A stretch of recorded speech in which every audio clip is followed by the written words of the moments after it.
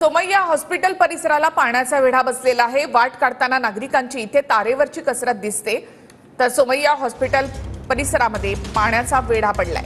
सकाळी 9 वाजताची ही दृश्य आपण या ठिकाणी पाहतोय आणि संपूर्ण या हॉस्पिटलच्या परिसरामध्ये पाणीच पाणी पाहायला मिळते। त्यामुळे या पाण्यामधून वाट काढताना नागरिकांची तारेवरची कसरत। तर मुंबई आणि उपनगरामध्ये 3 तासात मध्यम पावसाचा अंदाज देखील व्यक्त करण्यात आलाय। तर रात्रीपासूनच मुसळधार पाऊस झाल्यामुळे पहाटेच्या सुमारास सकाळपर्यंत असं पाणी सखल भागामध्ये साचलेलं होतं। सोमय्या हॉस्पिटल परिसरामधले हे दृश्य आहेत। हॉस्पिटलपर्यंत जाण्यासाठी देखील इथे कसरत करावी लागली।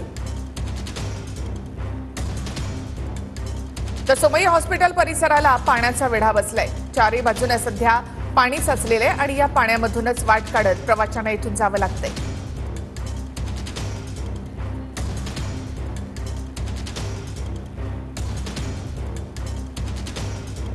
रात्रीपासून सुरू असलेला मुसळधार पाऊस आणि पहाटेच्या सुमारास पावसाचा जोर आणखी वाढला होता।